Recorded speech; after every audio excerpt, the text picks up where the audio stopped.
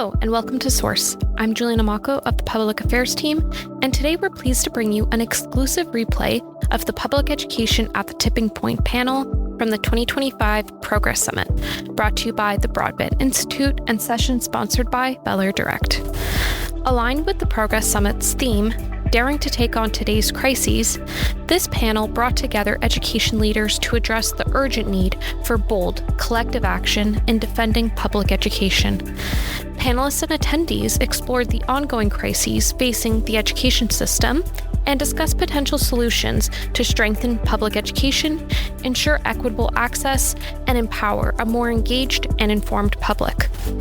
Speakers included Heidi Yetman, President of the Canadian Teachers Federation, Haldis, Deputy Secretary General of Education International, Carol Sarich, President of the Canadian Association of Principals, and Dr. Ken Montgomery, Executive Member at Large, Association of Canadian Deans of Education.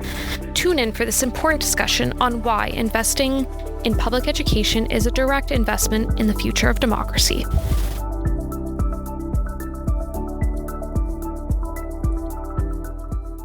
Hello, everyone.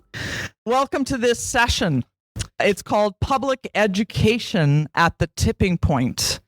And I have to say that Canada is in a crisis right now when it comes to education. We're at a critical juncture. We have a crisis in retention and recruitment. And this is really scary because education equals democracy. And so when we have a crisis in education, we will have a crisis in democracy. And I'm going to start with a quote by Noam Chomsky. I use this all the time.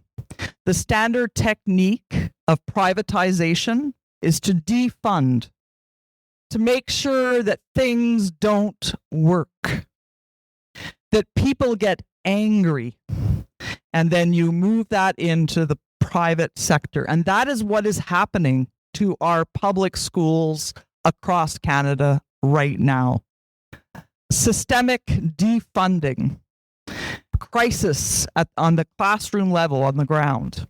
And I'm so lucky, and my name is Heidi Yetman, and I'm the president of the Canadian Teachers Federation. I represent 370,000 teachers across the country that work for public education. Amazing people, those teachers on the ground. And I worked for 23 years in the classroom. So I do have experience on the ground, and I've been in unionism and worked for my local union. I was a delegate in a school. I worked for a provincial union, and I've been in this position for the last 2 years.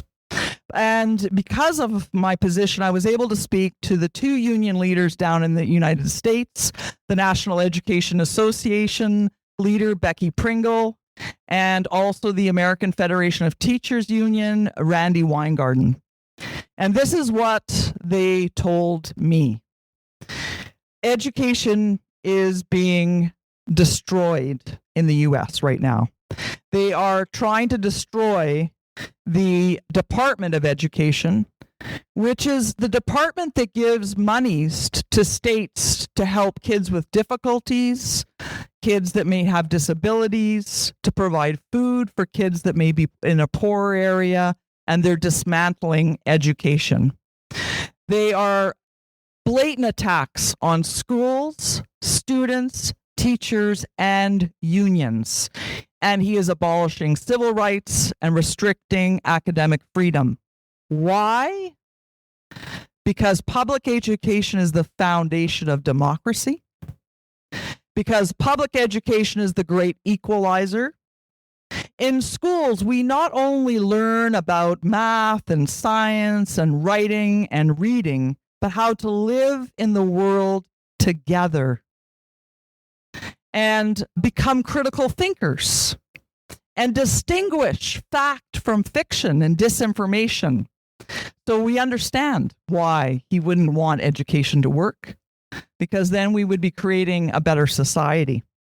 And actually today, some of you may know this, there is actually another conference happening at the Westin Hotel, not very far from here, with conservative minds. And they had a session this morning called Public Education Back to Basics. back to basics is dangerous because teaching is not just about math and science and reading and writing. It's about living together, learning to live together, learning to know what's right from wrong. So they're talking about something very different that we're going to talk about right here.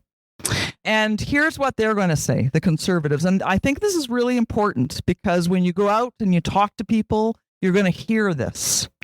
They're going to say that there's been plenty of money spent in education and that unions are complaining about systemic underfunding. Okay, and another thing that we're going to be talking about is the rise in aggression and violence in the classrooms.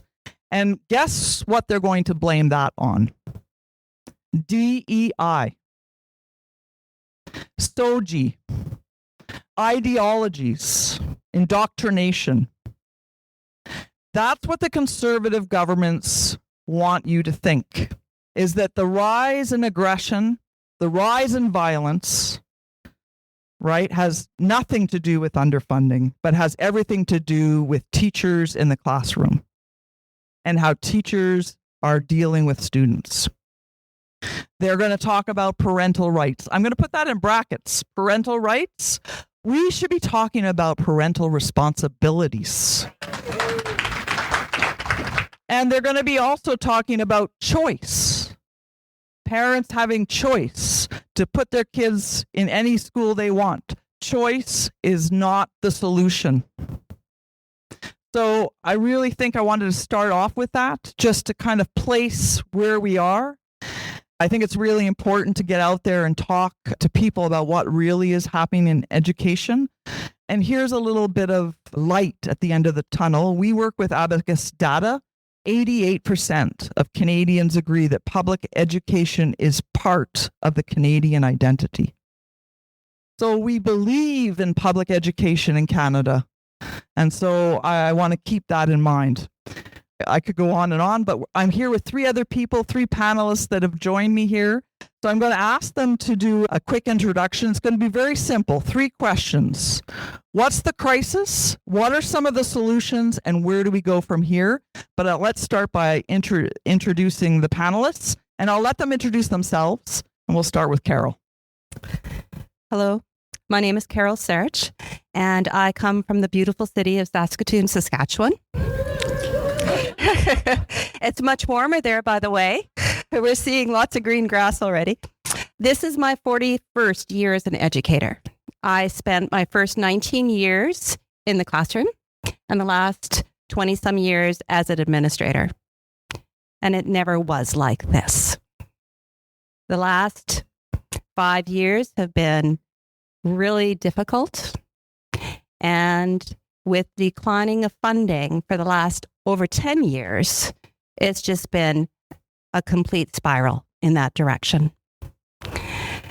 So when I think about what's happening in education, and I can go on and on as well, I think of the experiences that I've had in the classroom, and I think of what's happening when I talk to my colleagues, as I am the president of the Canadian Association of Principals. So I meet with principals across Canada, and we talk about the fact that we're all dealing with the same issues, but there's no unified action. There's no one stepping up from our ministries to deal with the issues in the classroom. So let's talk about what those issues look like. And I see these every day. I was missing for one day. I had 50 texts on my emails telling me about different things that were happening in my school in one day. So we have gotten to a point, in my opinion, of intentional chaos. So this intentional chaos is being navigated by people who are so passionate about education that they are not going to give up. These teachers, the educational assistants that are working in the schools, our caretakers, they're all working really hard so that our children can be what they need to be. But it's really hard to do it when they do not feel valued, when they are constantly at the end of sometimes very abusive situations, whether that's the violence in the classroom or how they're being treated by the community as far as parents and so forth. We have less funding, as I've already mentioned. And we have a model that is a focus to help all children to be successful, but the model doesn't quite work. So we really need to look at what inclusion really means for all children to be successful, not just a few. And we need to look at our teachers and how we're helping them to do the job that they do. What we're expecting as far as our teachers go, the training that they have, and the training of our educational assistants, who are also very much an important part of our school systems, how are they being trained to be able to do this very difficult job? So when I look at what makes this crisis, I look at the intentional underfunding. I look at how our model of education is really supporting our children. I look at the staff that is working so hard but feel defeated because at the end of the day, they're not able to get to every child, even though they want to. So there's a lot of things, but there's a lot of opportunity and there's a lot of hope because they're not going to give up. They love your children and the children are worth it. They definitely are. So underfunding, violence and aggression in the schools, retention and recruitment, those are some of the things that we're looking at. And teachers are exhausted. But Haldis, I'm going to get her to introduce herself. She's from Education International. And she might be able to give us a little bit of a view globally what's going on in education. So Haldis. Thank you, Heidi. Hello to everyone. So I'm Haldis. I am originally from Norway. I am a teacher of training. And I'm looking at Carol because I think we started more or less at the same time. I would have been in my 42nd year. So that means that we're the same sort of time frame that we were trained in and started teaching in. I want to say that before I go on to who I am, because we can describe the crisis, and I'm sure just about every country in the world, and I can come back to that, will describe a crisis. Yeah. But I would also like to say here, they started using the word crisis before a certain person was elected president south of the border. So there are several elements here that are driving the challenges that we're in. But we also have the privilege that I can chat with Carol and we see each other and we can talk professionally and we have something in common. That gives energy. I can meet with who I consider a close friend and I've worked with, Gifty from Ghana. She's exactly the same age again. And we can talk about being a teacher and we see each other. That is something special. Having a profession that is global. I can walk into a classroom just about in any country of the world and I can feel at home, even if we don't have a common language. Because there's something about the purpose of what we do that connects us. I say if I kneel down, get an eye level with the students or with the kids, I'm there and I have a contact. That's precious. And that's why we're in the profession. I'm still proud of being a teacher. I know many people who are still proud of being teachers, even though they struggle, they're still there. Not everyone has left. And we must keep that in mind too when we go forward. So I'm a teacher of training, started in 1983 in the north of Norway in the small fishing community, then went on in the suburb of Oslo. But all at the same time, I was a unionist. Union rep at school level, union rep in local, union rep in regional, then national, then international, representing Norway in the European level, then the global through Education International.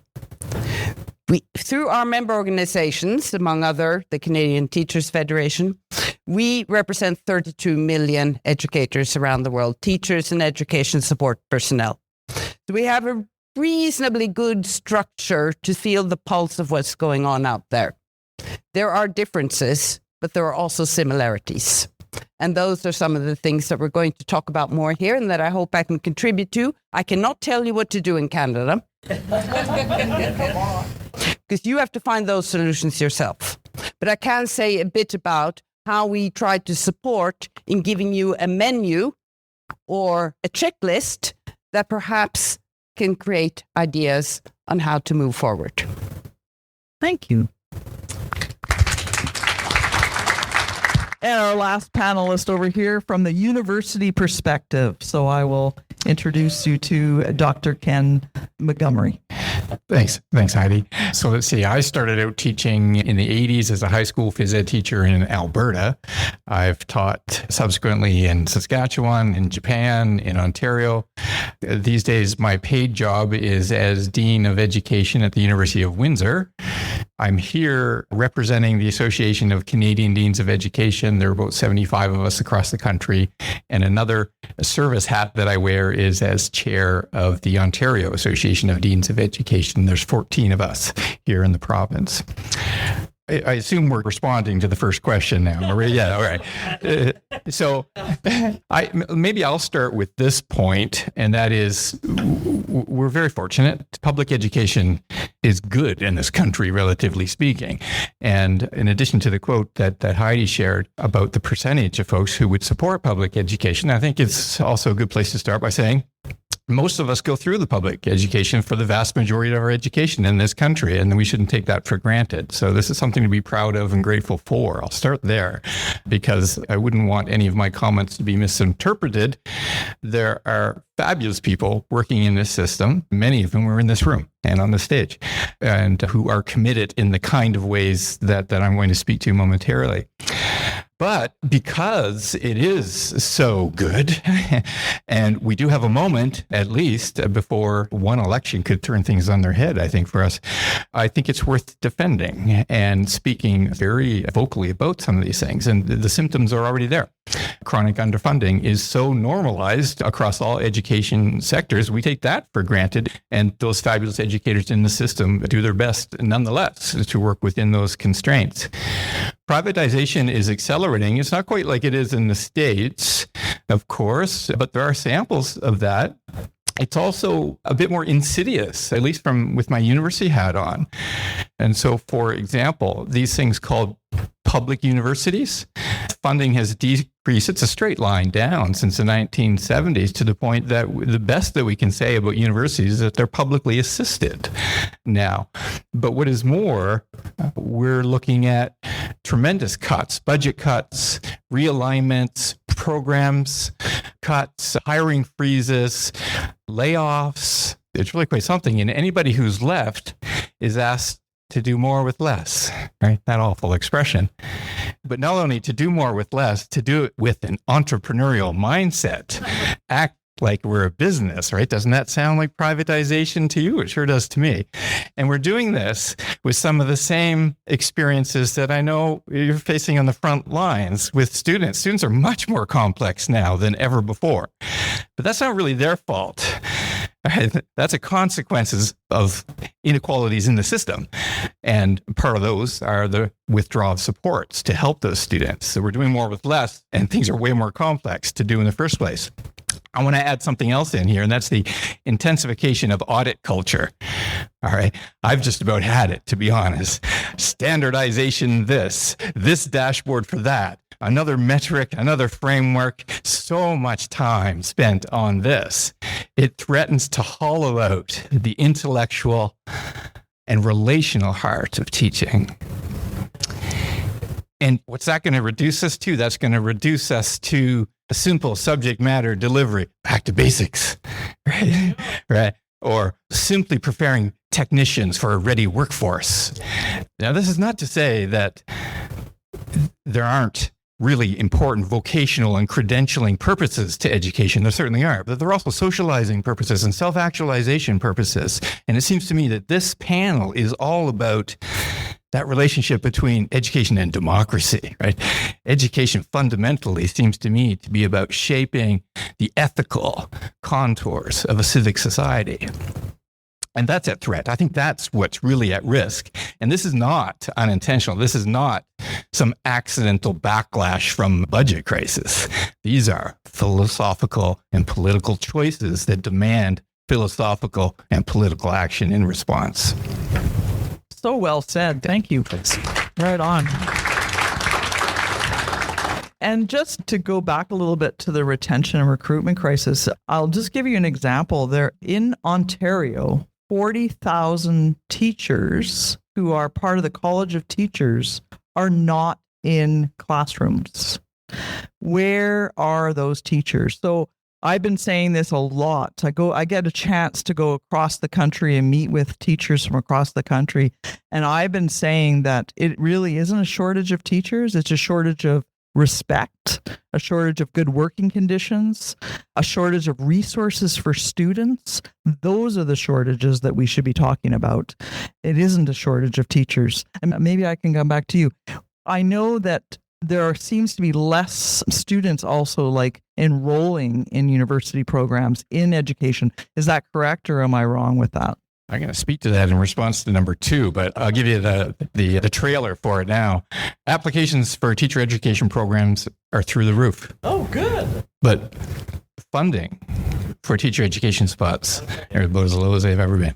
Okay, well, very interesting. So here we are, and I'm really glad that, Haldis, you talked about the beauty of teaching, because it is an amazing profession. And we're in this really strange world where we're saying, oh, things are going really bad, but it is an amazing profession. So it's this balancing act between trying to attract people into this amazing profession and yet at the same time calling out governments for underfunding. So it's a very strange place to be in. But at the Canadian Teachers Federation, we've done quite a bit of surveys, and the surveys basically say that what teachers need, and this is kind of going into the solutions, well, one of the biggest things they need is they need time. They don't have enough time. So they need time for prep. They need more services for their students. So can you imagine you're building a house and you just can't get it finished ever, and you just keep building and building? You feel like a failure. You can't get the house done. And that's how teachers are feeling. They feel like failures because they have students that are falling through the cracks and they can't sit down with each and every one of them. And I remember visiting a school once and having a teacher just fall apart in front of me because she said, I look out at my students and all I want to do is make sure that they're successful, and I can't do it. So resources for students is another thing that are the teachers that answered this survey said. And the other thing is smaller class sizes, to be able to do a lot more one-on-one with the students in their classes. Carol, do you have any suggestions? What can we do to make this better? Well, it was interesting. I was listening to the panel before this one about an hour ago, and they talked about public service and the industrial service. And I was thinking about the connection between education and the medical field and health services, and how we've seen that decline with both those areas of service.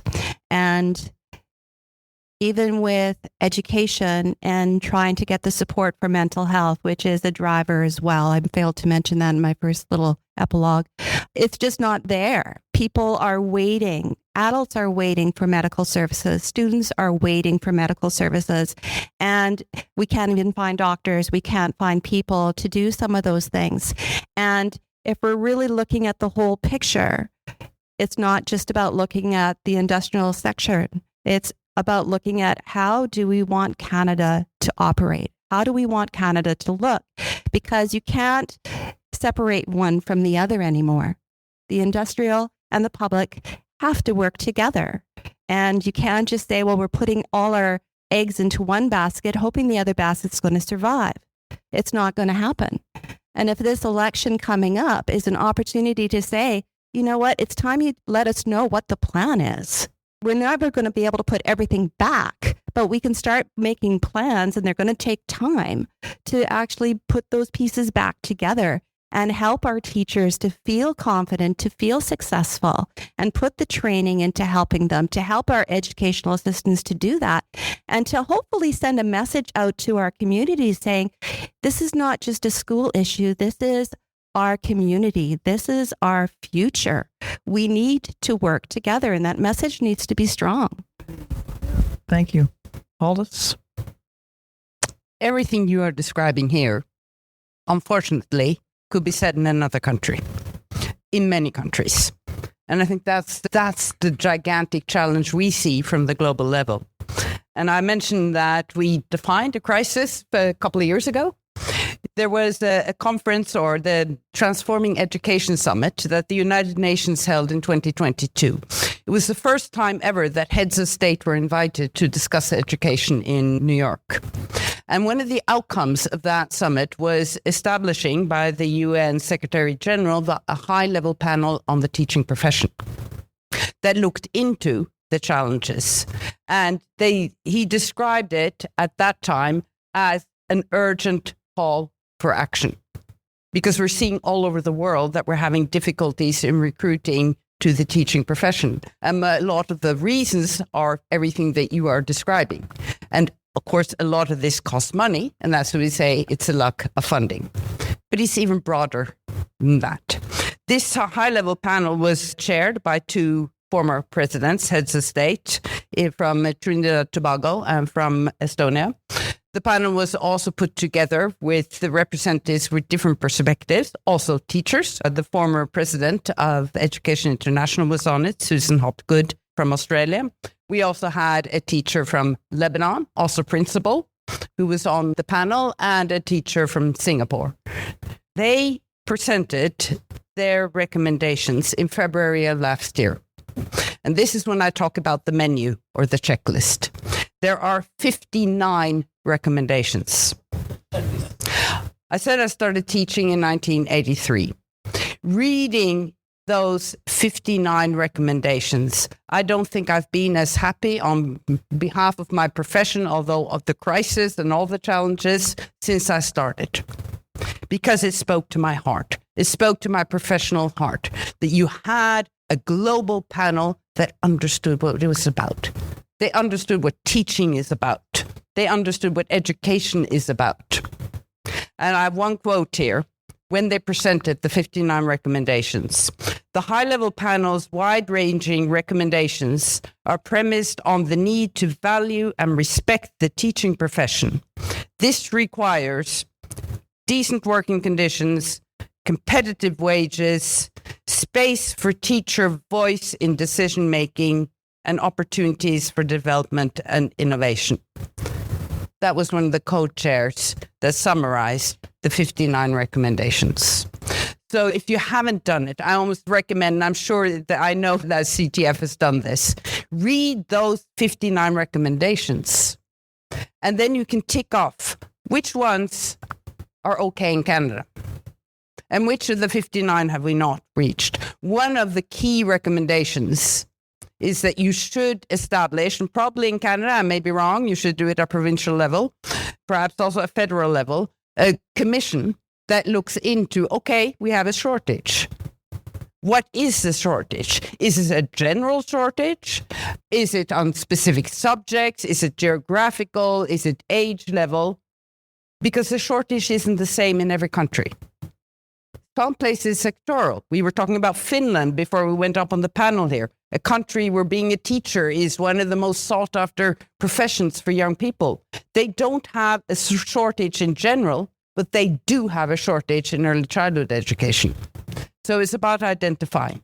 The country I come from, Norway, it's now becoming general. When I started teaching, the shortage was in the rural areas, in the remote areas. So they had to target what you did. But I would like to stop at one of the recommendations that isn't about money, that actually is possible to implement without money. And that's voice. That's the part of listening to the people concerned. I'm sure there are quite a few teachers in the room here, but there are even more teachers that are not here.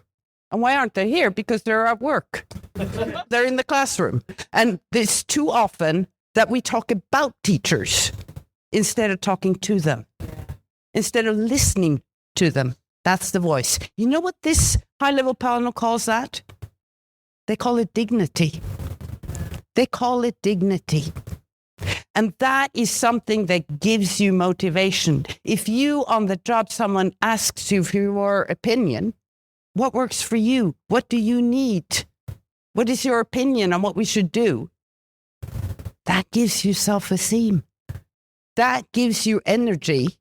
Of course, you also need a decent wage and you need proper working conditions and all that kind of stuff. But you also need to be respected. You also need dignity. And if that disappears, you can have all the money in the world, but you're not going to have an attractive profession. So you need to make a whole package. That's amazing. I love that. The voice equals dignity. I think that's really important. And I think that's also something that as a teacher, sometimes you don't feel that you have a voice. You're given a curriculum. Here's what you have to do. You got to be here for this meeting at this time. You've got to do this. You've got to do that. When you if you start packing curriculum so tight that teachers don't have any opportunity to be creative and to maybe veer off in a direction because the students are really interested in something, I think that's a shame, because to become a teacher, and there's somebody over there that can answer this question, it's 4 or 5 years of university. Depending on which province you're in, if you're doing your degree in education, or if you're doing a degree followed by a 2-year master's, it's 5 years of 6. There you go. 6 years of education. But Ken. All right. Well, I think it's clear that the current context is untenable. And I also think I'll put a bold typeface on this comment that it is a political, philosophical, and deliberate choice not to fund the education sector properly. That is the first and foremost problem. I think that Heidi has framed this panel really nicely. One of our obligations is to reclaim and re-emphasize education as democratic work. It is about making a more just and more livable society. If I were to have said that comment over at the Westin Hotel with their back to basics thing, I would be pathologized as suffering from a condition called wokeism. But man, oh man, it pays to be awake, I think. And I think that what we need more than ever is an eyes wide open kind of awakeness in opposition to anti-truth and selfishness and anti-intellectualism, in support of a democratic responsibility for the country, the state, and one another. That's, I think, what we need. And that's why education is so important, right? Because this is what we do. This is what those of you who are teachers in the room, this is what you do every day when you go to work. And all those who are not here today who are working, that's what they're doing. And in the schools, whatever level we're talking about, we can undo practices of domination. And we can teach and have folks learn how to practice freedom.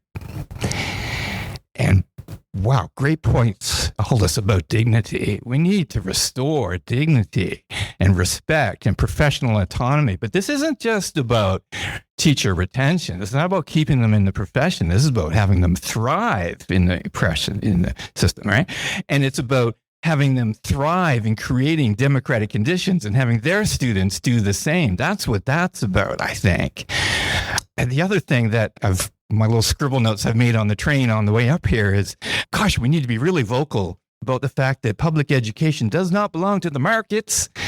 Public education belongs to the people. Yeah. And not just a few of us, but all of us, right? And, we're not consumers. We're co-creators of a future. If we do some of that, then I think that we're going to find democracies even more contagious than the measles. And Heidi had asked a question about teacher education and the numbers. So I was just looking at the stats on the way up here as part of my dean job, and something like 2,000 applications for 499 funded positions. We are going to turn down about 1,000 people, because some of those are not qualified, but 1,000 people who are otherwise qualified to enter the teacher system, but we can't because we're not funded properly for that. So there, again, I'm going full circle back to the money bit, but again, that's a political and deliberate choice. Oh, that's crazy. So previous to the Canadian Teachers Federation, I was in Quebec, and I know that in Quebec, the numbers for people going into university has dropped going into education. So it's really good to hear that there are people out there that want to be teachers, because it's such an important job, right? Yeah, well, I'll just add one more thing on that to your point. Show me one teacher candidate who's really only interested in summers off, and I'll show you 500 who are committed to the ideals of education for democracy. Yes, education for democracy. It's so, so important. Haldis, where do we go from here? How do we move forward? Oh, yeah. You want the answer? I do. Well, I know that just talking about it is really important. Public needs to know, right? The public needs to know what's going on. Well, I think, as I said, you have to do the job. We cannot do that for you internationally. And you have to analyze. And I said something about analyzing where your shortage is, but it's also what is hindering them putting funding into education. We know that it can be political. It can be a choice that you want a small state, a small public budget, that you don't actually acknowledge education as a public good, which the UN does, by the way, just this little organization that I know some people don't like. But internationally, it is quite acknowledged as a public good, as an equalizer, as you said, as something that society should do for our children. They are the ones that we are providing the service for. So it can be political. It can also be that you don't have the revenue because it's our taxpayer money. That can also be political, that you're not collecting enough taxes. But in the other parts of the world, it can also be other things. And you can also support the rest of the world, because sometimes they may be collecting taxes, but what are all this public money going to? Paying off foreign debt.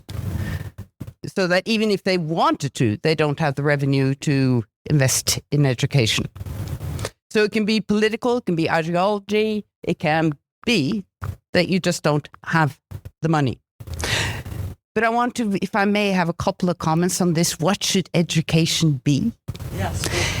When you say that, referencing this DEI that's become the new villain of everything that some of us want, I got this image in my mind. I'm a reader. I love books. And I often quote them. And I try to be accurate, but I'm not always completely accurate. But you think about, if DEI is the villain, what do you want to solution? Do you want to start segregating people so that you're never exposed to anything that is different from yourself? Yeah.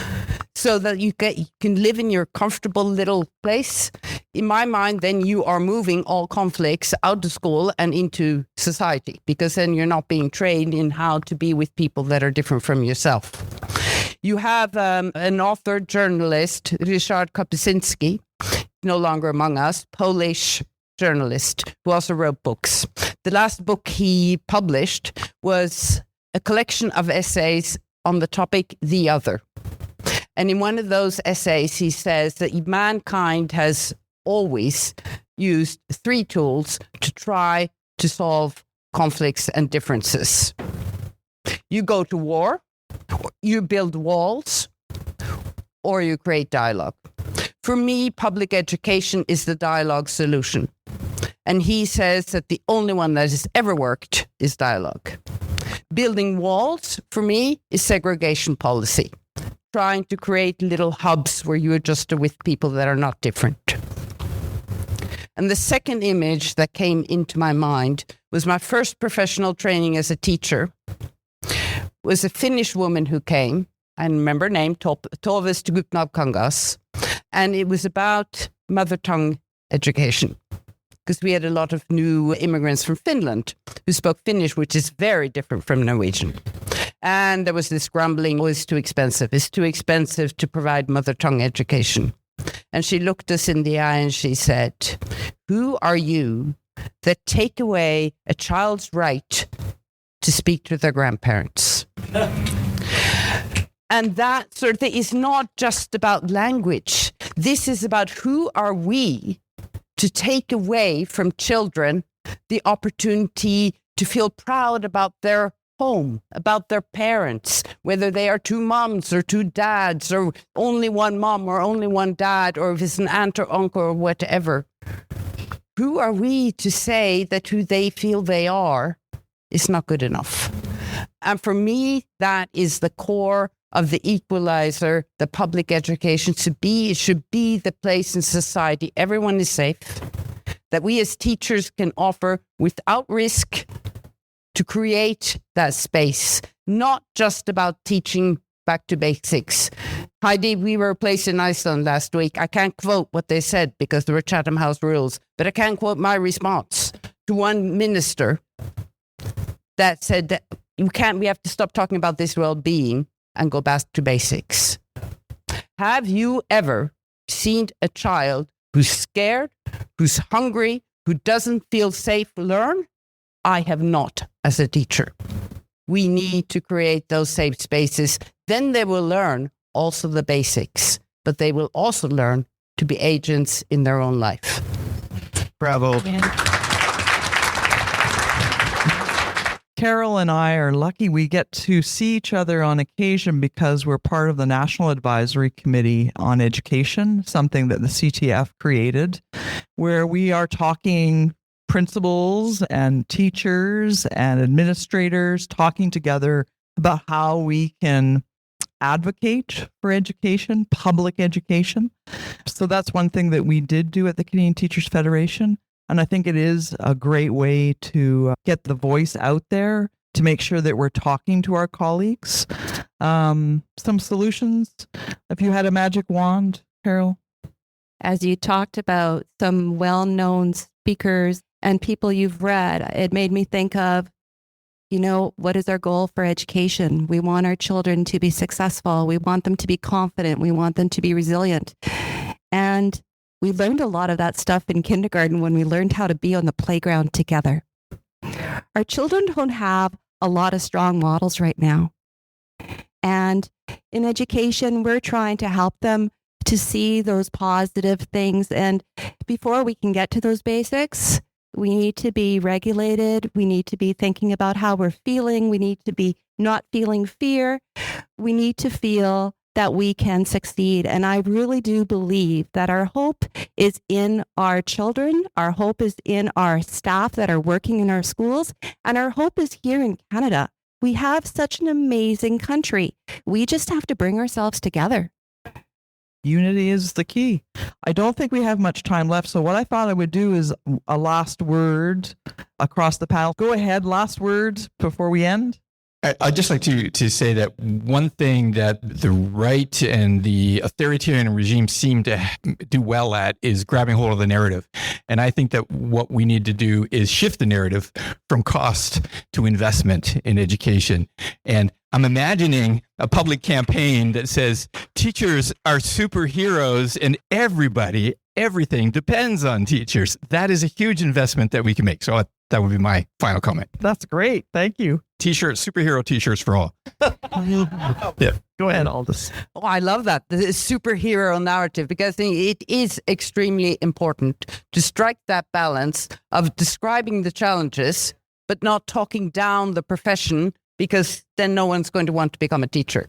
So you have to keep that superhero narrative at the same time as you say what the superhero needs. And if I may, the superhero does not need that you lower the barrier, that you make it easier to enter the teaching profession. That is an easy solution that many countries choose. My high-level panel again says, no way. For the future, keep it as what they call the master's degree, and you don't lower it because you lack. You put in extra programs on how to recruit to them, whether that are languages. Vocational education comes with the same demand in some countries. Don't do it. Don't give up on quality. Bravo. Carol. I just want to agree with what you're saying in that teachers want to be respected, but they don't want to be downed. Like they need to continue the great work they're doing. And I know they're doing great work. They need to be acknowledged and recognized for that great work. And they need to be collaborative with their communities and the families that they're working with. So we need the voice of our communities to stand up for education and to stand up for public service everywhere. Yes, thank you. Woo! I agree. I want to thank the panelists for being here. Remember, education is democracy. So thank you very much for attending.